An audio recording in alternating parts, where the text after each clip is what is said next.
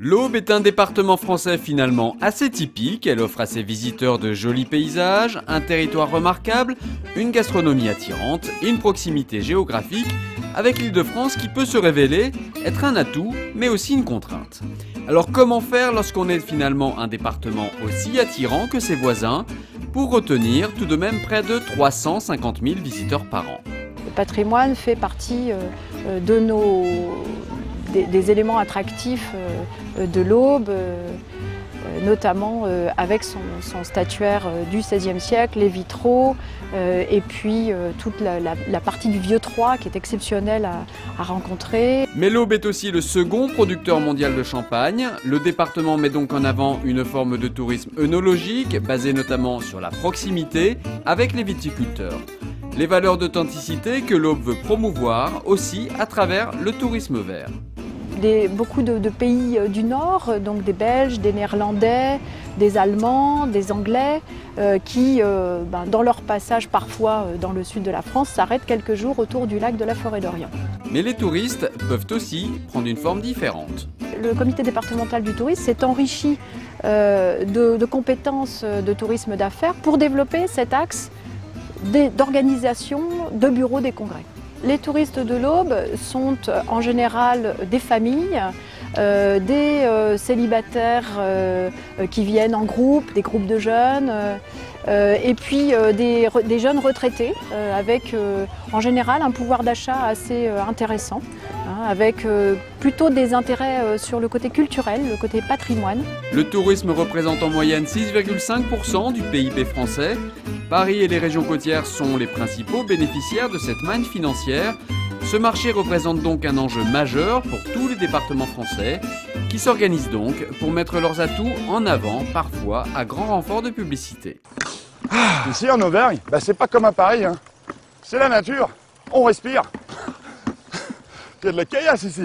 Aujourd'hui, les départements ont du mal à avoir une image puisque les gens connaissent de moins en moins leur département, ils ne l'apprennent plus à l'école et pourtant ils sont justement en demande de spécificité, de terroir.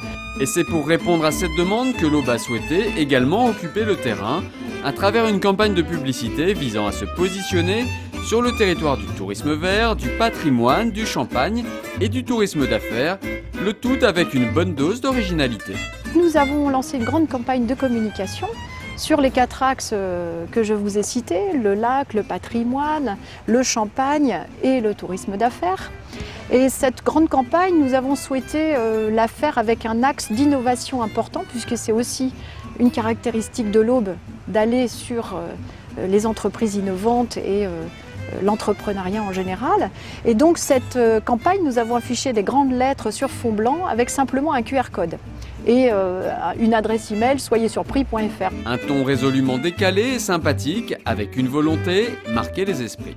Oh chérie, la voilà, la fameuse andouillette de Troyes. Incroyable. Si on vous affiche des jeunes en plein soleil devant une magnifique plage, oui, mais ça c'est un mois de l'année. Donc on voulait être vrai, on voulait établir un contact. Donc effectivement, on a préféré aller dans le disruptif, de faire des vidéos, certes qui sont peut-être loufoques, mais qui sont un peu des gimmicks pour attirer le spectateur, enfin le touriste. Mais au-delà de la communication, les départements doivent aussi mettre en avant des initiatives locales, parfois presque anecdotiques, mais qu'ils revendiquent pourtant comme faisant partie intégrante de leur ADN. Donc ici, on va raconter une histoire, mais l'histoire d'une vie. L'histoire d'une vie de famille dans un petit village, d'une famille d'artistes qui vont passer tous leurs étés ici pendant presque 30 ans. Et cette famille, c'est la famille Renoir. Pierre-Auguste, le peintre, mais aussi son fils Jean, le cinéaste, et également Claude, le céramiste. Pendant 30 ans, cette famille a investi tous les étés le village d'Essoir et y puisait son inspiration qui a marqué bien plus qu'un village. L'histoire de cette famille a été partagée tout d'abord par une association de bénévoles et depuis 2011 par le Centre des Renoirs. Ici, on va retrouver plus l'histoire d'une vie de famille, plus que l'histoire d'une œuvre. J'ai pas l'impression qu'on se retrouve dans un musée traditionnel, déjà on n'est pas musée, mais on a ce côté convivial, on reste à la campagne, on accueille les gens comme on accueillera peut-être un peu notre voisin. Et ce sont 15 000 visiteurs qui viennent ainsi chaque année dans ce village de 700 habitants. accueilli dans le centre des Renoirs, mais aussi dans l'atelier du peintre, quasiment intact et chargé d'une émotion toute particulière. L'atelier Renoir, il était déjà ouvert à la visite depuis de nombreuses années. Et à un moment donné, on s'est rendu compte qu'il accueillait certaines années aux alentours de 7000 visiteurs sur la période qui va du printemps à la Toussaint. Donc on s'est dit qu'il y avait peut-être moyen de faire encore plus, encore mieux. Et une telle initiative a un impact économique considérable sur la commune. Sur l'année 2011, on a eu environ 15 000 visiteurs. Donc ça fait bien sûr des gens qui viennent, qui payent leurs billets. Ça crée des emplois directs, bien sûr. Les responsables du site, les hôtesses, etc. Ça, ce sont des retombées directes. Ensuite, on a de très nombreuses retombées indirectes, puisque bien avant l'ouverture du site, même déjà, il y a eu des projets. Par exemple, on a un hôtel qui s'est construit à Essois. La personne qui a décidé de construire et d'ouvrir un hôtel, c'était avec l'arrière-pensée de la venue de touristes. Donc si on regarde il y a 10 ans, il y avait 0 chambre à Essois. Maintenant, on n'est pas loin d'une centaine de chambres à Essois si on compte l'hôtel, les chambres d'hôtes, les gîtes, etc. Et au-delà de l'impact économique direct, de nombreux commerces bénéficient de l'exploitation touristique du site.